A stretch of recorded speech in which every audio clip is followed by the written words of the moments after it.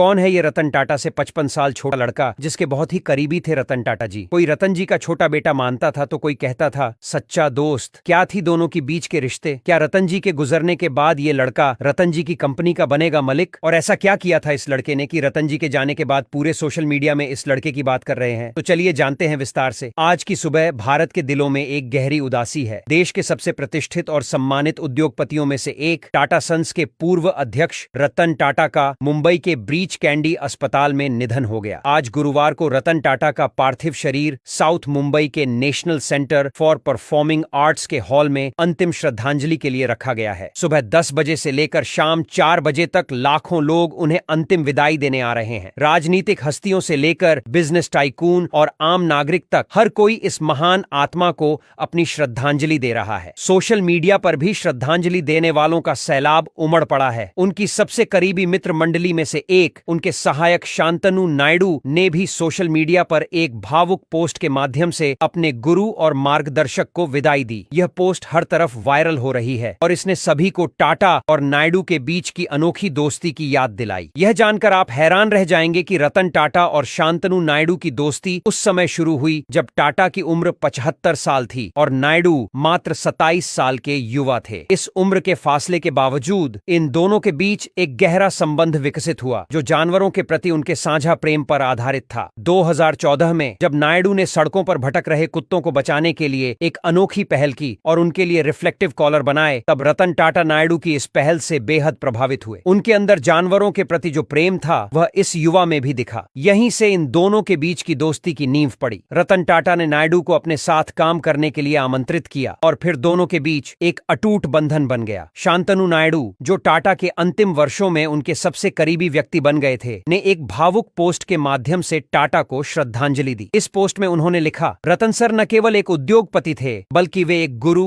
मित्र और मार्गदर्शक भी थे। उनके साथ बिताए हर पल ने मुझे जीवन के असली मायनों को समझाया। उसके साथ साथ रतन टाटा ने अपने जीवन के अधिकांश हिस्से को समाज के कल्याण के लिए समर्पित किया। चाहे वह शिक्षा हो, स्वास्थ्य सेवा या फिर सामाजिक उत्थान की योजनाएं, रतन टाटा का योगदान हर क्षेत्र में अमिट है। टाटा ट्रस्ट के माध्यम से उन्होंने लाखों लोगों के जीवन में सकारात्मक बदलाव लाया। उनका विश्वास था कि व्यवसाय केवल लाभ कमाने के लिए नहीं होता बल्कि समाज में बदलाव लाने का एक जरिया होता है। उन्होंने हमेशा इस बात पर जोर दिया कि समाज में वही संगठन लंबे समय तक टिकते हैं जो समाज की भलाई के लिए काम करते हैं। यही सिद्धांत उन्होंने टाटा समूह के हर प्रोजेक्ट में लागू किया। उन्होंने टाटा समूह को न केवल भारत में बल्कि अंतर्राष्ट्रीय बाजारों में भी मजबूती से स्थापित किया। उन्होंने दुनिया के सबसे सस्ते कारों में से एक टाटा नैनो का निर्माण कराया जो आम आदमी के लिए एक बड़ा तोहफा था। उनकी दूरदर्शिता और साहस ने टाटा मोटर्स, टाटा स्टील और टाटा कंसल्टेंसी सर्विसेज जैसी कंपनियों को वैश्विक स्तर पर प्रतिस्पर्धी बना दिया। उनकी विनम्रता, साहस और समाज के प्रति उनकी प्रतिबद्धता हमें हमेशा यह सिखाएगी कि सच्ची सफलता वही है जो दूसरों के जीवन को बेहतर बनाने में मदद करे। रतन टाटा की विरासत कभी नहीं मिटेगी। वे एक प्रेरणा, एक मार्गदर्शक और भारतीय उद्योग और समाज के एक अमर नायक के रूप में याद किए जाएंगे।